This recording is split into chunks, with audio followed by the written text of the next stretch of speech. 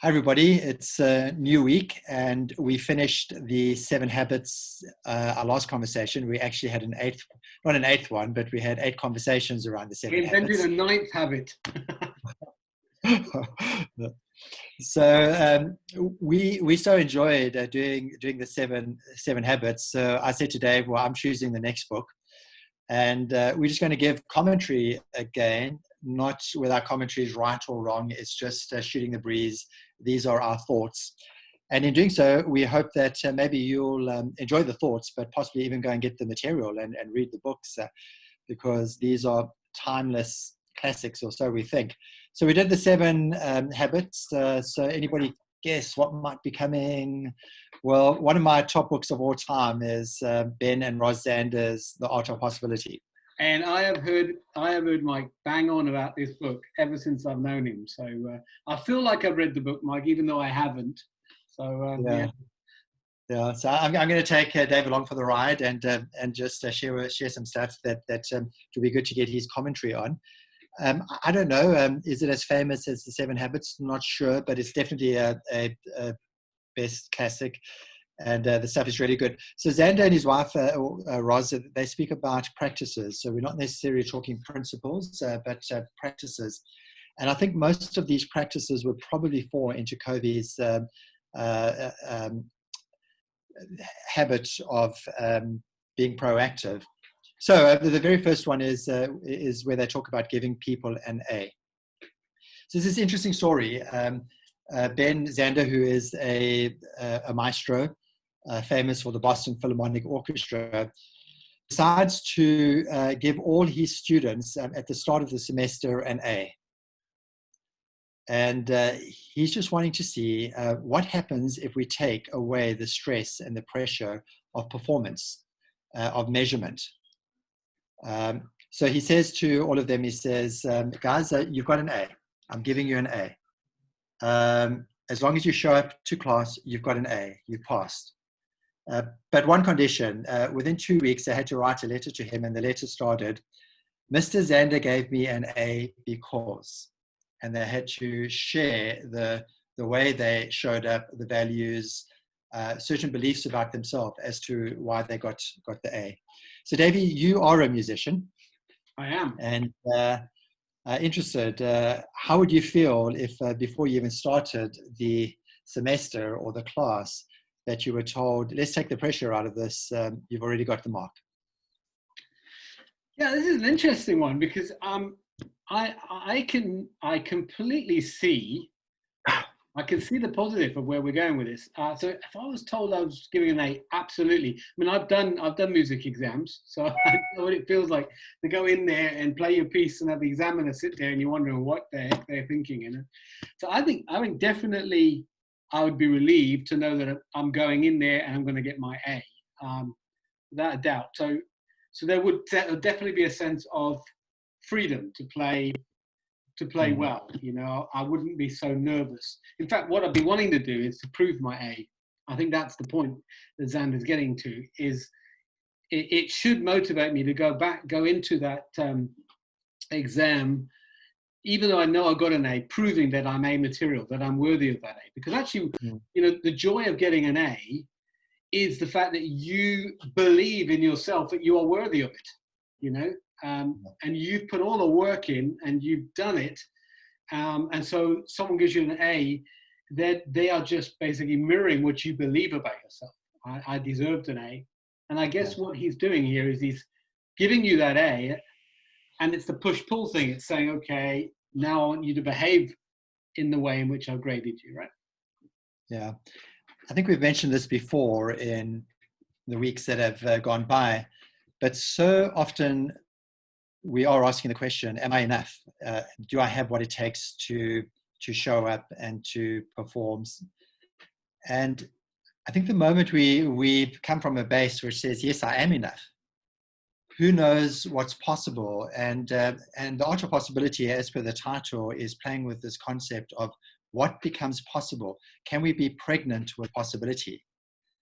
And possibility is formed on the basis of abundance, big world, and also the knowledge that I've got what it takes. Yeah. And that's what I love about it. Think how many people we meet, and possibly before they even open their mouth, we've given them an F. Yes.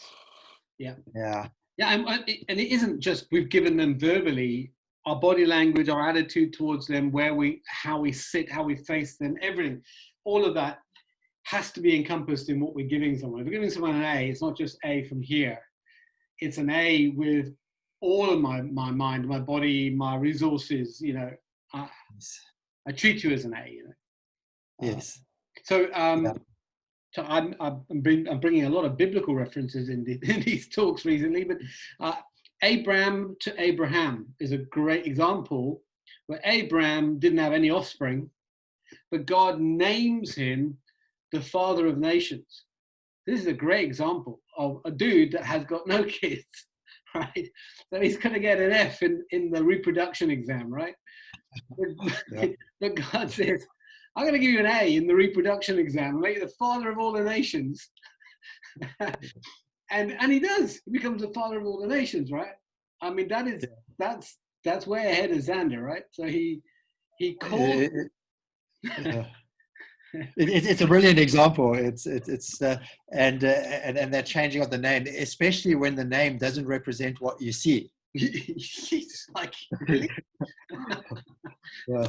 But you know what I like about what Xander does here, Davey, is the fact that he gets him to write that letter, and it is, I got an A because.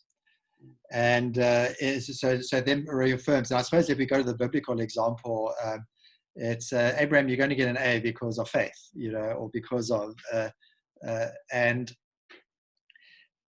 so there is still a call on the person. You have to show up. Mm. But let's take away the measurement. So Michelangelo, that beautiful quote where it says, behind or within every rock, there's this beautiful statue.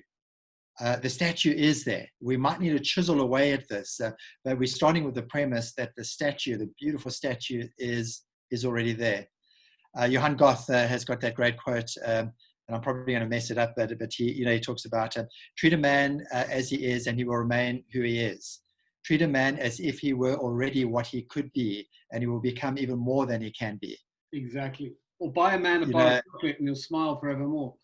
Yeah. Yeah. But I love that quote, because the essence is we're instilling something into someone and saying, I see the statue of David in that granite block. I see it, and because I see it, I'm going to help you see it. Yes. But I've got to name it first. You've got to name it. You've got to name the statue David, even though you can't see it. You've got to name him Abraham, even though he doesn't have any kids. And isn't that what makes a really good leader? Because good leaders are people who see potential in others, often long before the person themselves begins to see it. Yeah, I love that. And hopefully some of us have had people in our lives who have actually seen what we ourselves are not seeing. They're giving us the A, like God to Abraham, or Abraham. And we need these people in our lives who actually believe in us, even though there might be evidence that it's not there.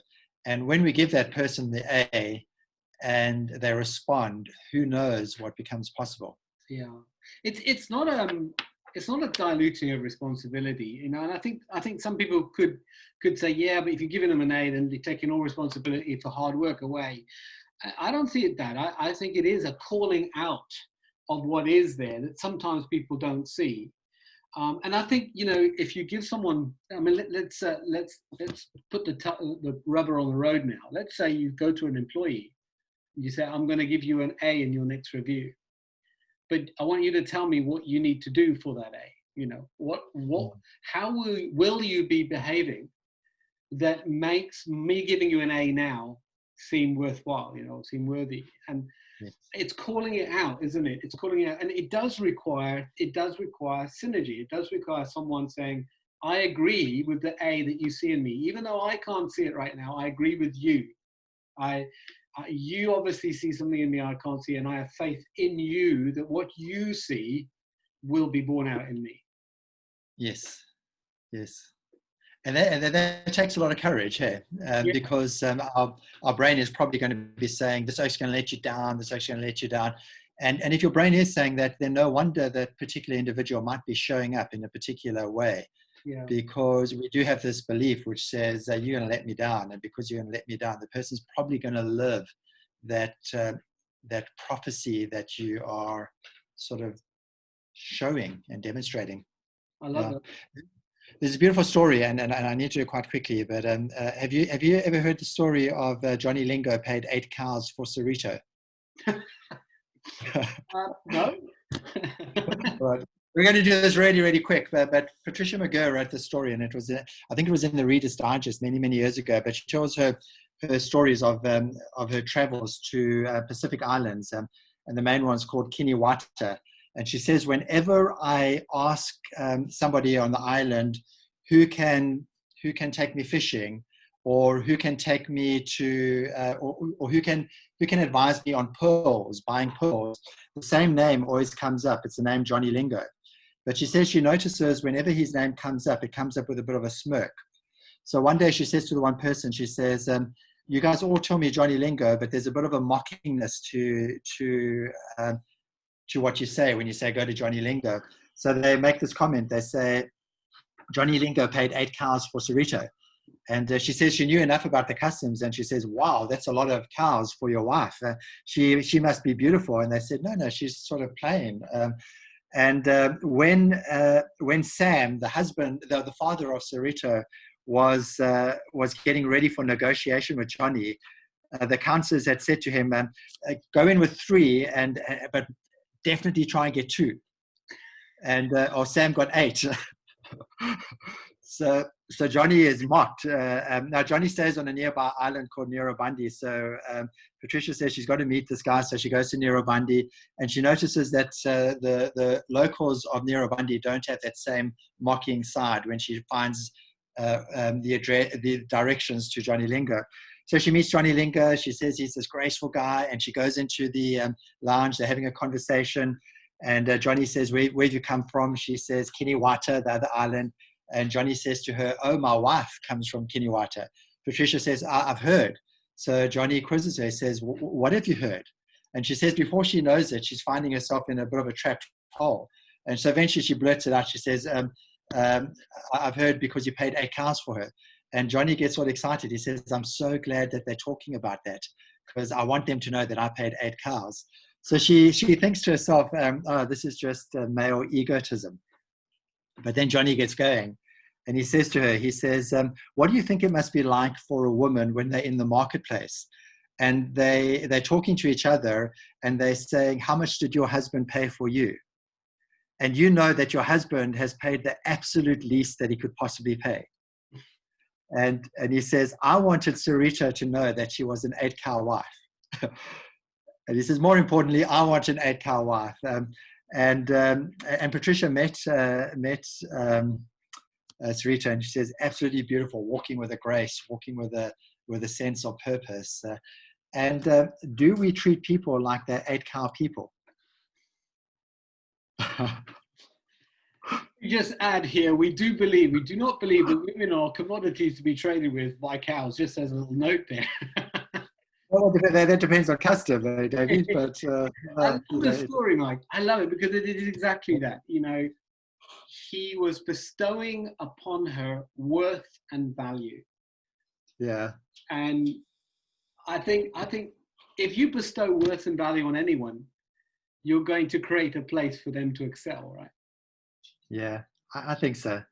And sure, maybe every now and again somebody will let you down, and you've given them an A and they give a C performance. But I think if we're really treating people like they're A students, because sometimes we might say, I'll give you an A, but we continue to treat somebody like a C.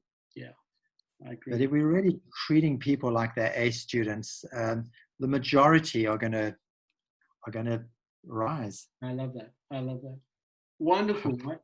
Look forward to our chapter 2 tomorrow, The Art of Possibility. You read the book, Davey. I should read the book. Nice storytelling. Until tomorrow, my friend.